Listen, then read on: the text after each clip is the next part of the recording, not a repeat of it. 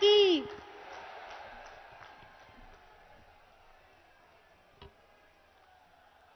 हर हर महादेव।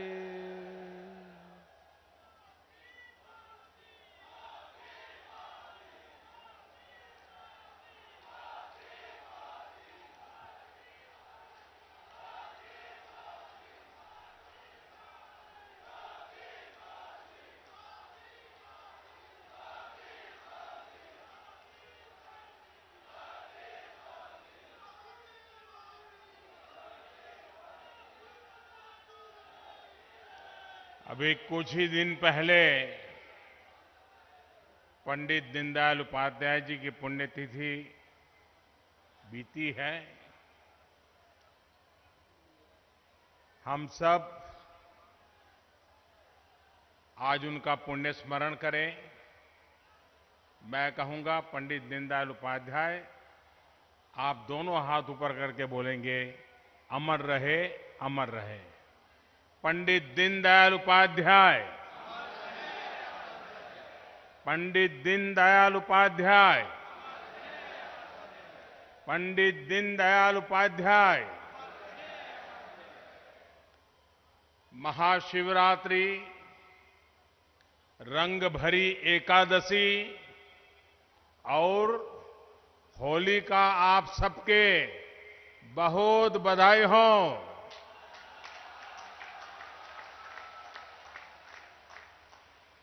उत्तर प्रदेश की राज्यपाल श्रीमती आनंदीबेन पटेल जी, यहां के लोकप्रिय मुख्यमंत्री श्रीमान योगी आदित्यनाथ जी, केंद्रीय मंत्रिमंडल के मेरे सहयोगी और इसी क्षेत्र के प्रतिनिधि श्री महेंद्र नाथ पांडे जी, यूपी के डिप्टी सीएम श्रीमान केशव प्रसाद मौर्य जी, यूपी सरकार के अन्य मंत्रीगण, सांसदगण, विधायकगण और यहां भारी संख्या में पधारे हुए मेरे प्यारे भाई और बहनों,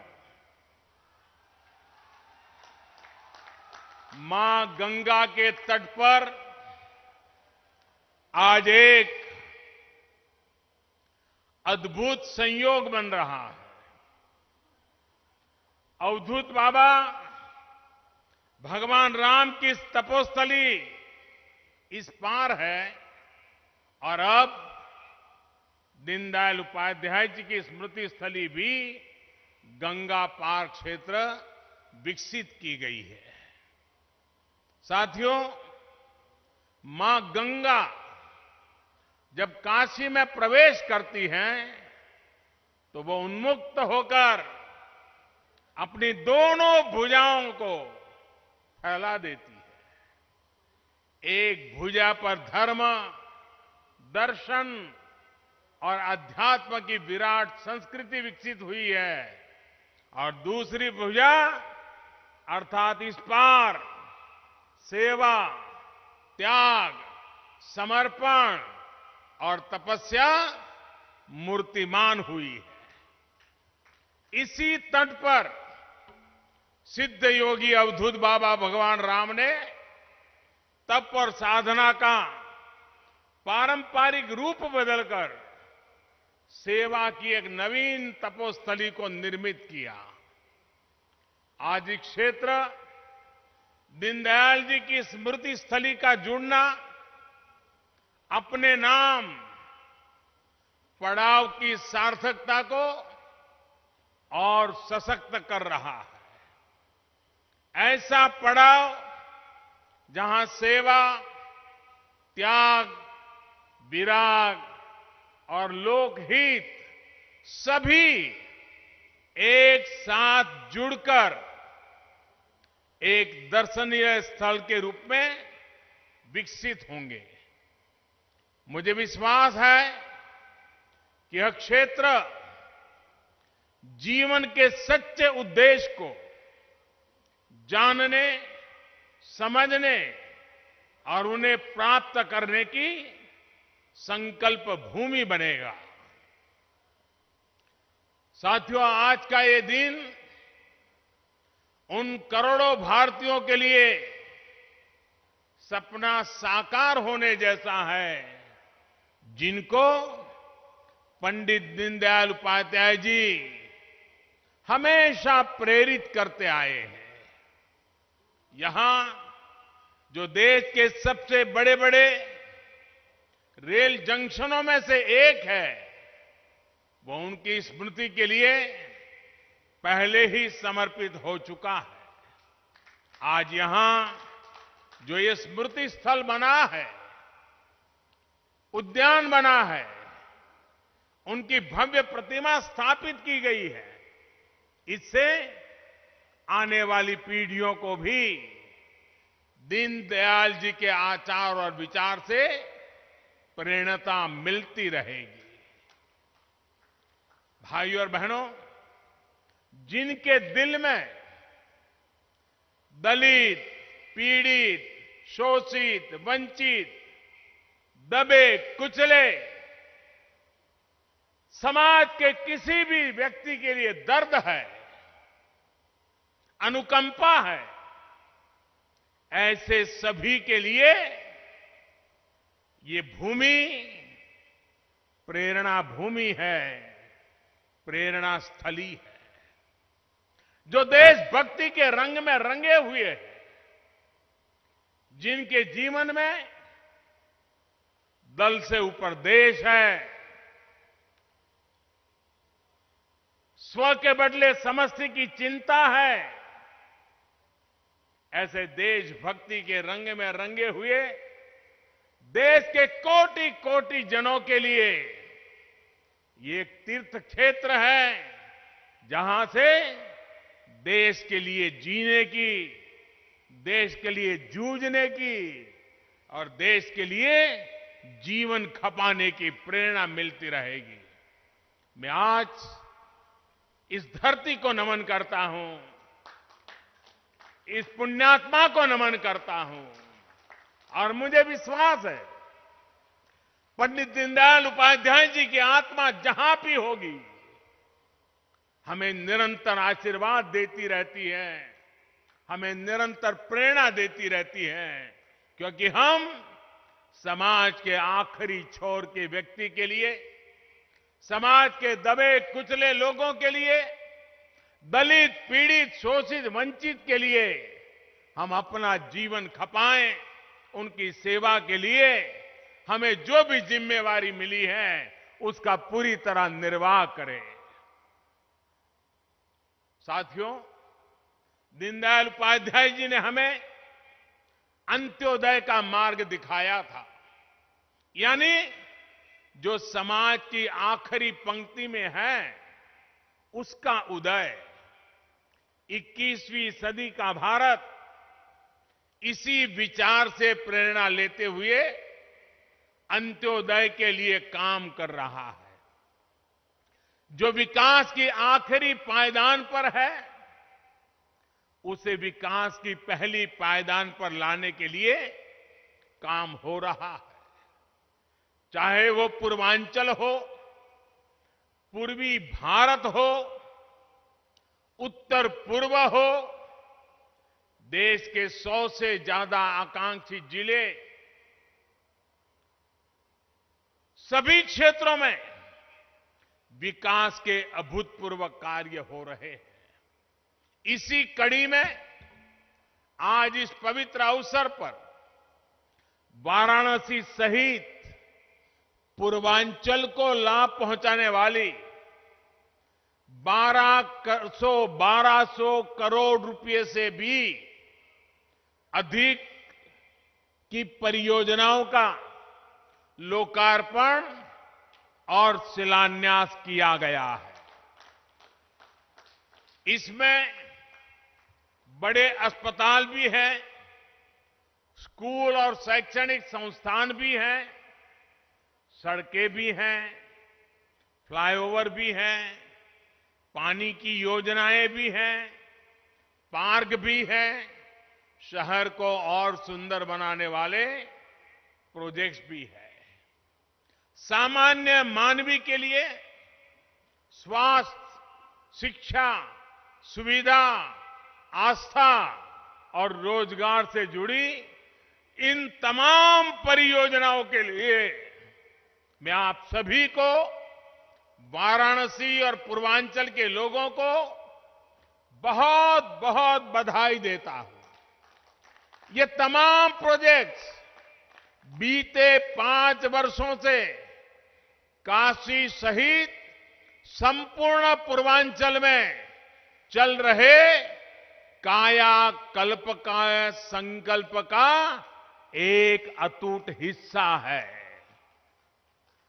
इन वर्षों में वाराणसी जनपद में लगभग 25,000 करोड़ रुपए के विकास कार्य या तो पूरे हो चुके हैं या काम तेज गति से चल रहा है।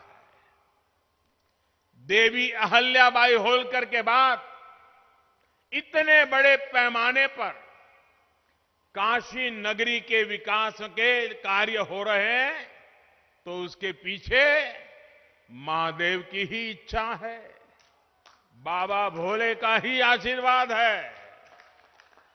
और ये हम सभी का सौभाग्य है कि बाबा ने इन कार्यों के लिए हम सबको एक दायित्व दिया है, जिम्मेवारी दी है।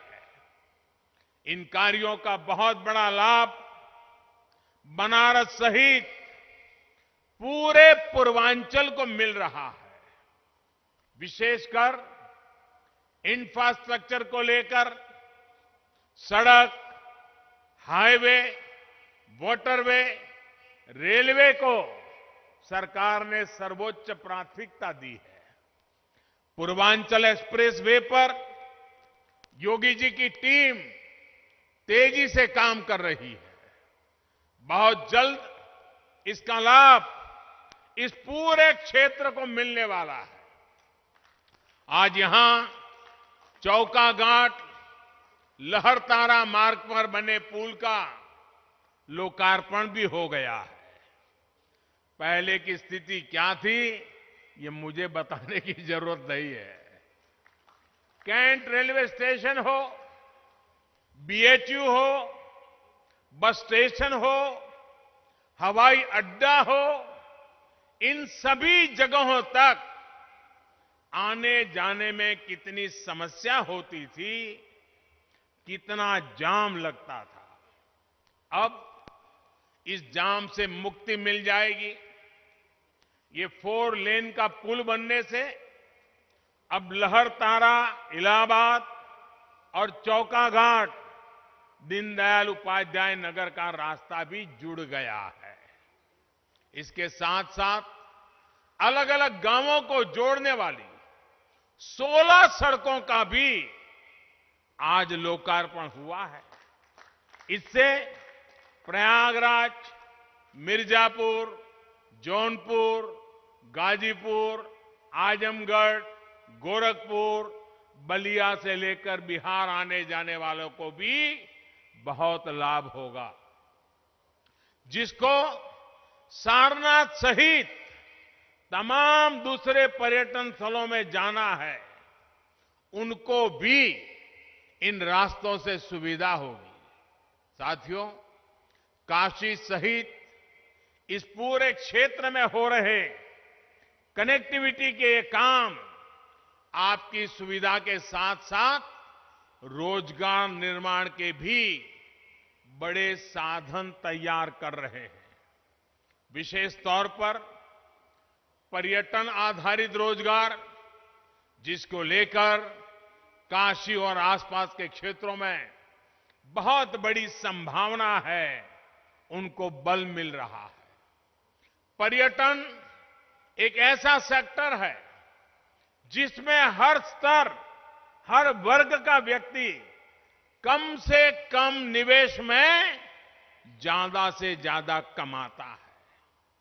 यही कारण है कि आज जब भारत में $5 ट्रिलियन की, $5 ट्रिलियन की अर्थव्यवस्था की बात हो रही है, तो पर्यटन उसका अहम हिस्सा है। भारत के पास तो प्रकृति के साथ साथ हेरिटेज टूरिज्म की भी बहुत बड़ी ताकत है, जिसको 21वीं सदी का रूप दिया जा रहा है। विशेष तौर पर काशी समेत हमारे आस्था से जुड़े तमाम स्थलों को नई जरूरतों के मुताबिक नई तकनीकों का उपयोग करके विकसित किया जा रहा है। सारनाथ का सुंदरीकरण हो, गंगा जी के घाटों का सुंदरीकरण हो, आज काशी आने वाला हर श्रद्धालु, हर पर्यटक सुखद अनुभव लेकर यहां से जाता है। कुछ दिन पहले श्रीलंका के प्रधानमंत्री भी यहां आए थे, तो यहां के अद्भुत वातावरण, दिव्य अनुभूति से बहुत मंत्रमुग्ध थे।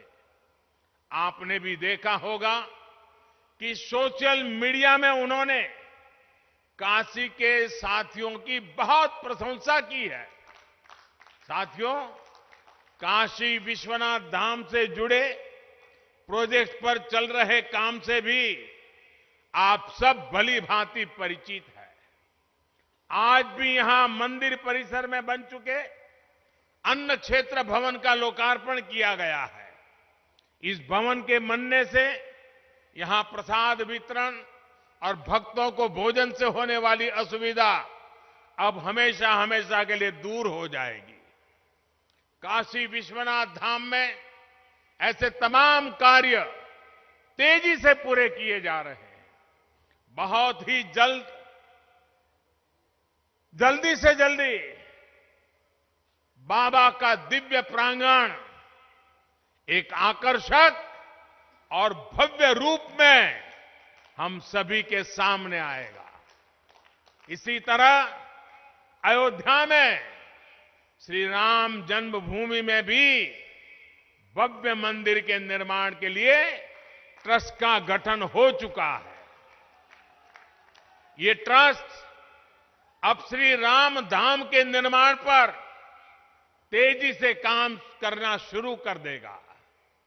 भाइयों और बहनों, देश भर में आस्था और आध्यात्म से जुड़े तमाम बड़े केंद्रों को विकसित करने के साथ साथ श्रद्धालुओं और पर्यटकों के लिए सुविधाजनक भी बनाया जा रहा है। खास तौर पर इन स्थानों में निरंतर कनेक्टिविटी श्रद्धालुओं को मिले, इसके लिए काम किया जा रहा है। इसी कड़ी में आज बाबा विश्वनाथ की नगरी को ओमकारेश्वर और महाकालेश्वर से जोड़ने वाली काशी महाकाल एक्सप्रेस को भी हरी झंडी दिखाई गई है। अब काशी में बाबा के दर्शन के बाद उज्जैन में महाकाल के दर्शन कर पाएंगे और इसी ट्रेन से आगे बढ़ते हुए इंदौर में ओमकारेश्वर में भी श्रद्धा सुमन अर्पित कर पाएंगे। यही नहीं, ये रेल सेवा प्रयागराज, लखनऊ, कानपुर, झांसी, बीना, संत हरिदाराम जैसे धार्मिक और ऐतिहासिक महत्व के क्षेत्रों को भी जोड़ेगी। ये महाशिवरात्रि के अवसर पर बाबा के भक्तों को एक विशेष उपहार की तरह है। भाइयों और बहनों, काशी आस्था और आध्यात्म के साथ साथ ज्ञान का भी मुख्य केंद्र रहा है। बीते 5 वर्षों में बीएचयू जैसे ज्ञान और विज्ञान के बड़े सेंटर को विस्तार दिया गया है। आज भी यहां वैदिक ज्ञान विज्ञान से लेकर आधुनिक चिकित्सा से जुड़ी अनेक सुविधाओं का लोकार्पण किया गया है। आज वाराणसी पूर्वांचल का बहुत बड़ा मेडिकल हब बनकर उभर रहा है। यहां कैंसर जैसी गंभीर बीमारियों के आधुनिक इलाज के लिए कई अस्पताल तैयार हो चुके हैं। पहले जिन बीमारियों के इलाज के लिए दिल्ली और मुंबई जैसे बड़े शहरों में जाना पड़ता था, उनका इलाज अब यहीं पर मिल रहा है। इसका व्यापक लाभ उत्तर प्रदेश के साथ साथ पूर्वी भारत के बहुत बड़े हिस्से को हो रहा है। बीएचयू में आज जिस सुपर स्पेशलिटी अस्पताल का लोकार्पण हुआ है, उसका शिलान्यास तो 2016 के आखिरी में मैंने ही किया था। सिर्फ 21 महीने में 430 बेड का ये अस्पताल बनकर के काशी और पूर्वांचल के लोगों की सेवा के लिए तैयार हुआ है। कबीर चौरा में जिला महिला चिकित्सालय में 100 बेड के मैटरनिटी विंग से शहर की महिलाओं को बहुत मदद मिलेगी। मैं योगी जी और उनकी टीम को बधाई दूंगा कि पूरे उत्तर प्रदेश में मेडिकल कॉलेज और आयुष्मान योजना के तहत हेल्थ एंड वेलनेस सेंटर्स बनाने पर फोकस किया जा रहा है। इसके साथ साथ शुद्ध पीने के पानी और स्वच्छता को लेकर भी जो प्रयास बीते 2-3 वर्षों में यहां हुए हैं, उससे एन्सेफेलाइटिस जैसी बीमारियों से निपटने में बहुत सहायता मिली है। साथियों, ये जो कुछ भी पिछले 5-5.5 वर्षों में हमने हासिल किया है, अब उसे और तेज गति से आगे बढ़ाने की जरूरत है। स्वच्छता को लेकर जो ये मुहिम छेड़ी गई है, उसको हमें जारी रखना है। उसको जरा भी ढीलापन नहीं आना चाहिए। वहीं जल जीवन मिशन के तहत आने वाले 5 वर्षों में हर घर तक जल पहुंचाने के लिए भी हमें पूरी शक्ति से काम करना है। मैं आपको यह आश्वस्त करता हूं कि इस काम के लिए ना तो बजट आड़े आएगा, न सरकार के इरादे कमजोर होंगे। बनारस के कायाकल्प की महादेव की इच्छा को हम सभी मिलकर के पूरा करेंगे। भाइयों और बहनों, बदलते हुए भारत में देश के विकास की कहानी में नए अध्याय जोड़ने का काम बड़े बड़े मेट्रो सिटीज से ज्यादा बनारस जैसे टियर 2, टियर 3 सिटीज ही करेंगे। दीनदयाल जी जिस तरह अंत्योदय की बात करते थे, वैसे ही देश के छोटे शहरों का उदय देश के विकास को नई ऊंचाई पर ले जाएगा। केंद्र सरकार की योजनाओं का बहुत ज्यादा लाभ इन छोटे शहरों और इनमें रहने वाले लोगों को ही हुआ है। अभी हाल में जो बजट आया है, उसमें सरकार ने घोषणा की है कि इंफ्रास्ट्रक्चर पर 100 लाख करोड़ रुपए से ज्यादा खर्च किया जाएगा। इसका बहुत बड़ा हिस्सा देश के छोटे छोटे शहरों के ही खाते में जाने वाला है। साथियों, दीनदयाल जी कहते थे कि आत्मनिर्भरता और स्वयं सहायता सभी योजनाओं के केंद्र में होनी चाहिए। उनके इन विचारों को सरकार की योजनाओं और सरकार की कार्य संस्कृति में निरंतर लाने का प्रयास किया जा रहा है। आप देखिए, मेक इन इंडिया के केंद्र में आत्मनिर्भरता है। आज रेल के डिब्बों से लेकर मोबाइल फोन और सेना के लिए आधुनिक अस्त्र शस्त्र तक भारत में बनने लगे हैं। पूर्वांचल सहित पूरे यूपी में भी अनेक नई फैक्ट्रियां बीते 5 वर्ष में लगी है। इसी तरह स्टार्टअप इंडिया के केंद्र में भी आत्मनिर्भरता है। बीते 5 वर्ष में लगभग 26,000 नए स्टार्टअप रजिस्टर हुए हैं, जिससे भारत के युवाओं ने भारत के लाखों युवाओं को रोजगार देने का भी काम किया है। मुद्रा योजना के केंद्र में भी आत्मनिर्भरता और स्वयं सहायता है। इस योजना ने पूरे देश में लगभग 5.5 करोड़ नए उद्यमी तैयार किए हैं। करीब 3,000 करोड़ रुपए का मुद्रा ऋण वाराणसी के ही लगभग 6.5 लाख साथियों को मिला है। प्रधानमंत्री किसान सम्मान निधि के मूल में भी स्वयं सहायता ही है। इसके तहत यूपी के लगभग 2 करोड़ किसानों को करीब 12,000 करोड़ रुपए उनके खाते में ट्रांसफर किए जा चुके हैं। भाइयों और बहनों, हमारी सरकार समाज की आखिरी पंक्ति में खड़े व्यक्ति तक पहुंचने के लिए, उस तक विकास के लाभ पहुंचाने के लिए लगातार काम कर रही है। आप बताइए, वो 50 करोड़ से अधिक देशवासी जिनको आज आयुष्मान भारत के तहत 5 लाख रुपए का मुफ्त इलाज संभव हुआ है, वो कौन है? ये 70 वर्षों में विकास के आखिरी पायदान पर ही तो रहे हैं। आज देश में लगभग 90 लाख गरीब मरीजों को इलाज मिल चुका है, जिसमें से यूपी के 3 लाख और वाराणसी के करीब 16,000 हमारे साथी हैं। देश के वो 11 करोड़ साथी भी अंतिम पायदान पर ही थे, जिनके घर में पहली बार शौचालय पहुंचा है।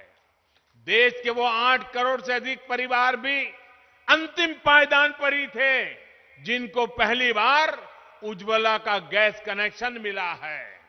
इसमें भी यूपी के करीब 1.5 करोड़ और वाराणसी के लगभग 1.25 लाख परिवारों को लाभ हुआ है। इनमें भी करीब 50 लाख मेरे दलित भाई बहनों के परिवार हैं, जिनको उज्ज्वला का गैस कनेक्शन मिला है। देश के करीब 2 करोड़ साथी जिनको पक्का आवास मिला है, वो भी आखिरी पायदान पर खड़े हुए लोग थे। आज जिन 24 करोड़ देशवासियों को 4 लाख रुपए तक का दुर्घटना और जीवन बीमा मिल रहा है, वो भी अंतिम पायदान पर थे।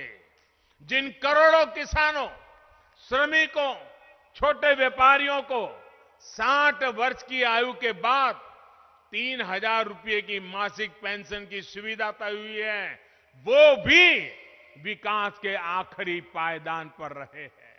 साथियों, आजादी के लंबे कालखंड तक इस आखिरी पायदान को बनाए रखा गया, क्योंकि इसकी समस्याओं को सुलझाने में नहीं, उलझाने में ही राजनीतिक हित सिद्ध होते थे। लेकिन अब स्थितियां बदल रही है, देश बदल रहा है। जो आखिरी पायदान पर रहा है, उसे अब सर्वोच्च प्राथमिकता दी जा रही है। महादेव के आशीर्वाद से देश आज वो फैसले भी ले रहा है जो हमेशा पीछे छोड़ दिए जाते थे।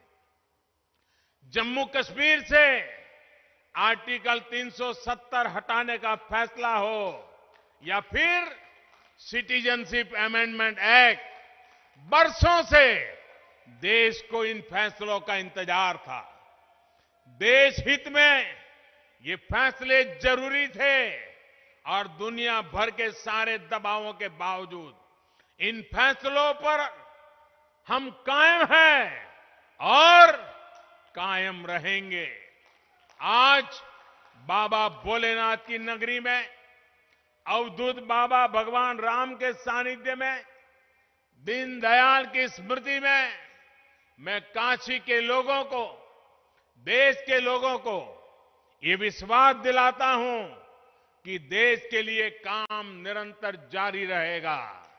एक बार फिर आप सभी को इतनी बड़ी तादाद में यहां आने के लिए, हम सबको आशीर्वाद देने के लिए और पंडित दीनदयाल उपाध्याय इस देश के दलित, पीड़ित, शोषित, वंचितों की प्रेरणा मूर्ति, उनके आशीर्वाद लेने के लिए हम इतनी बड़ी मात्रा में यहां पहुंचे।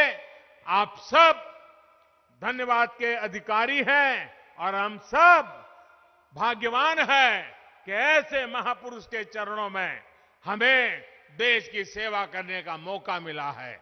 आइए दोनों हाथ ऊपर करके मेरे साथ पूरी ताकत से बोलिए, भारत माता की, भारत माता की, भारत माता की। बहुत बहुत धन्यवाद।